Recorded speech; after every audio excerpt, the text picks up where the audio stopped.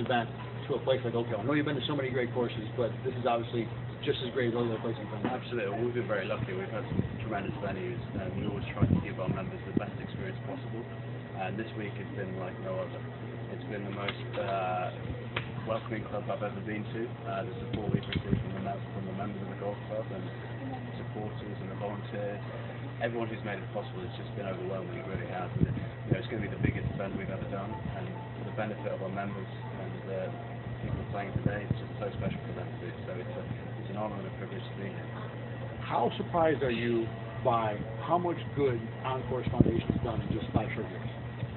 Well, I've been involved since day one, so I've seen it from the idea stage. To see it come into fruition, it's just been it's a pleasure for me to be involved with. But the real thing about it is the individuals that I've met along the way and the numbers of guys that we've helped, and girls I should say.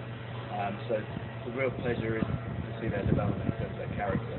The golf is amazing, it's what we can all witness and marvel and see how they've developed in terms of their handicap.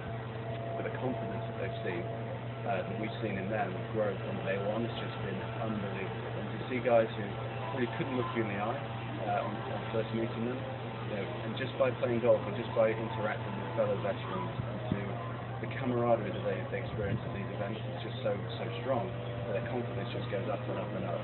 And then from 2 or 3 years later, to see their golf game get great, but also for them to be able to speak to a room full of people like we saw on Sunday night at the dinner. 600 people is an intimidating environment for anyone, but particularly when you know where that guy's come from, the low confidence that he was going through, and all by that little game of golf, having affected his confidence. So it's a pleasure, and it really is the most fulfilling job that I could ever do. Is there a particular type of vet that you're looking for? Is there someone that fits your program better, that works better in terms of learning the game of golf and doing everything else you want to do with Encore's Foundation? Not really, because we're confident in what we do, and the coaches that we work with, and the program itself, and the employment side of things as well. We can work with any individual. So we've got all manner of different injuries, illnesses, mental health issues. So there's no textbook member for us. We're willing to help anyone. And usually the guys that we come across, and the females as well that we come across, are just outstanding individuals. It's just a case of opening their eyes to the skill sets that they have to relate that to the golf industry, and hopefully with the great coaches that we work with, to get their golf game pretty good as well. What else does Encore's Foundation do? I know we got research and everything talking to John, but in terms of, this is about more than just teaching the game of golf to these guys. You're trying to help them get back into life more. Absolutely, and I always say actually, the game of golf is kind of incidental. It's the tool that we use to get their confidence up. But it really could be anything, but we use golf as that tool. And the great thing about golf is that level playing field that I'm sure John spoke about earlier. That's crucial, and the knock-on effects of that are just so profound. So you've got the knock-on effects in terms of the family, which not many people consider. So we've had such powerful letters from family members over the years, just saying how the game of golf and the Encore's Foundation has helped their child or their husband or wife.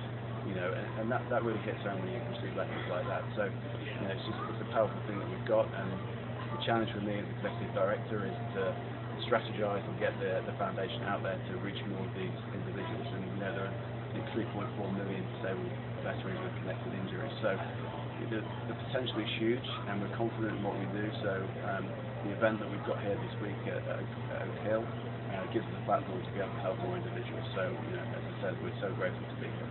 What more can you do? Where does Encore's Foundation go? All the good work you're doing already. What can you do more?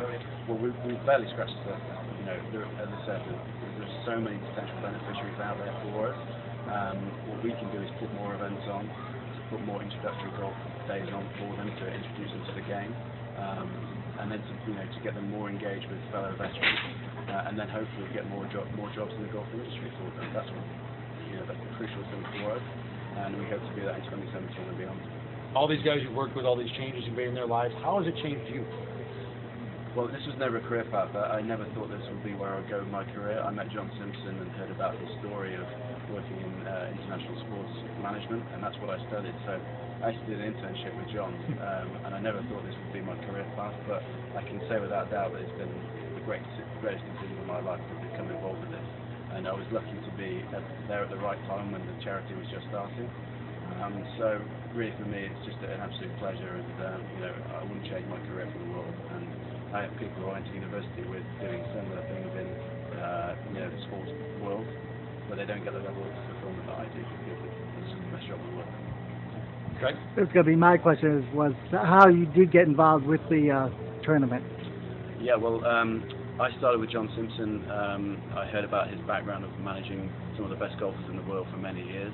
It was always my ambition to work in the professional sports world, and I studied that, funnily enough, down the road in Cortland at the university, just a couple of hours west of here.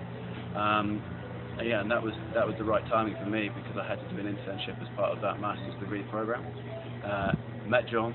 He offered me an internship with his company, and luckily for me, that was right before the charity was starting. It didn't have a name at that time, so it was an idea that John had, the vision that he had, and 6 years later, he's pretty much nailed it, I think. Excellent. Great.